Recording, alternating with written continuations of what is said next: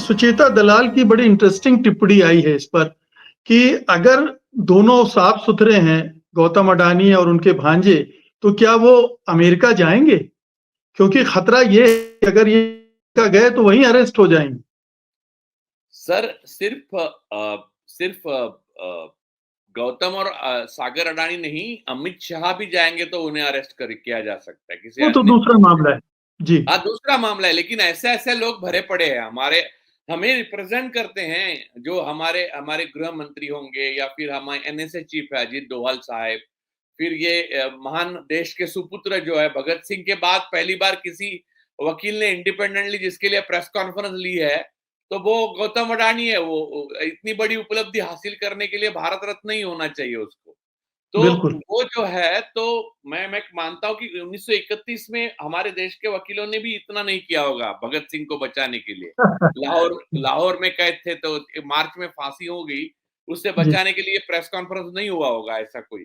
तो वो जी, अडानी को बचाने के लिए कर रहे हैं, तो उन्होंने अपनी जान की कुर्बानी दी, तो ताकि देश अडानी के हवाले कर दे, इसके लिए दी थी कुर्बानी। लोगों को सवाल पूछता हूं मैं, ये निवेशक 10 करोड़ अंधे की तरह अंधभक्त बने बैठे हैं मोदी के, तो उनको ये पूछना चाहिए कि आपके लिए इतने लोगों ने 1947 तक कुर्बानियां दी, वो इसलिए कि आप अडानी को देश दे दे और अडानी चाइना को दे दे।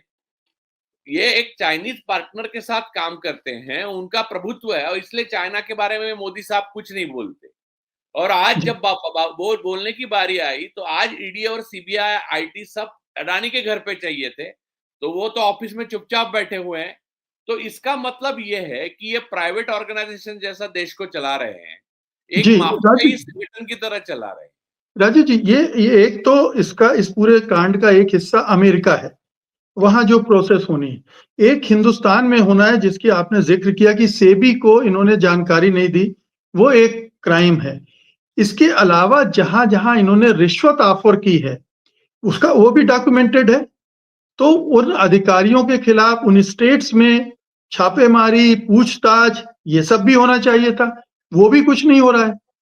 सर, आपको मैं कहता हूं कि जेपीसी की जरूरत इसीलिए थी कि प्रधानमंत्री की भी पूछताछ होनी जरूरी थी, क्योंकि श्रीलंका की संसद में वहां पर कहा गया कि ये कॉन्ट्रैक्ट जो है अडानी को हम दे रहे हैं, बस मोदी जी की सिफारिश पे दे रहे हैं। अब केनिया के कोर्ट ने वो कॉन्ट्रैक्ट इसीलिए कैंसिल कर लिया कि अडानी एक बहुत बड़ा फ्रॉडुलेंट ये है। तो ये सारी चीजें, बांग्लादेश से हमारा कोई पैसे दुश्मनी नहीं थी, ये अडानी की वजह से हुई। और आपको मैं बताता हूँ, याद है आपको हिंडनबर्ग रिपोर्ट जिस दिन आया, तो मोदी जी के मित्र नेतन्याहू जी है, जो अब इंटरनेशनल क्रिमिनल वो भी हैं, वो भी वांटेड है सारी यूरोप और अमेरिकन, कई नॉर्थ अमेरिकन देशों में। तो जो वांटेड है नेतन्याहू, उनके साथ इन्होंने हाइफा पोर्ट पे जाके तस्वीरें खींची थी, ताकि ये दिखाने के लिए कि मुझे इंटरनेशनल लेवल पे सपोर्ट है हिंडनबर्ग के खिलाफ। तो एक ही सपोर्ट था, और वो था नेतन्याहू जी का। तो नेतन्याहू का अपना चरित्र क्या है, क्योंकि वो खुद इतना बड़ा वॉर छेड़ के बैठे हैं, क्योंकि खुद को वो करप्शन से बचाना चाहते हैं, जबकि इजराइल के नागरिक रास्ते पे उतर रहे हैं कि नेतन्याहू रिजाइन करे। तो उनके मोदी खिलाफ जी भी साहब अरेस्ट वारंट के जारी लिए हो कर, चुका है इंटरनेशनल कोर्ट ऑफ जस्टिस से, नेतन्याहू के खिलाफ भी वार क्राइम्स के लिए। जी। हाँ, वॉर क्राइम का क्राइम के लिए उनको अरेस्ट वारंट निकल चुका है, और उन्होंने ये पूरा जो खेल खेल रहे हैं, वो आग के साथ खेल रहे हैं, मानवाधिकार का हनन कर रहे हैं। वो सारी चीजें अब फ्रांस से लेके, स्पेन से लेके, आयरलैंड से लेके कनाडा तक सबने मान लिया, और उनको अरेस्ट के लिए, और यूके, इंग्लैंड, इन्होंने भी, जहां जिसका कानून यहाँ हम लोग भी फॉलो करते हैं एक तरह से, तो वो सारी 5 आईज ने भी एक्सेप्ट कर लिया कि नेतन्याहू का, उनके साथ फोटोग्राफ है अडानी की। हिंडनबर्ग रिपोर्ट आया था हाइफा पोर्ट लेने के लिए। तो ये एक पूरी का पूरा एक कार्टेल बन गया है, जैसे अल चैपो मेक्सिको में था, सिनालोआ कार्टेल, मैंडेलिन कार्टेल कोलंबिया में था, पाब्लो एस्कोबार का। वैसे ही ये एक कार्टेल बन गया है आशिया में, और बहुत खतरा है उसको, दुनिया को, विश्व को। और इसमें इसमें आरएसएस को अपनी भूमिका को स्पष्ट करना चाहिए।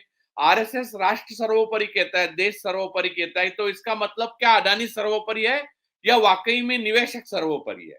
अगर निवेशक सर्वोपरि है, तो देश सर्वोपरि है, और फिर आपको अडानी के खिलाफ रहना पड़ेगा खड़ा।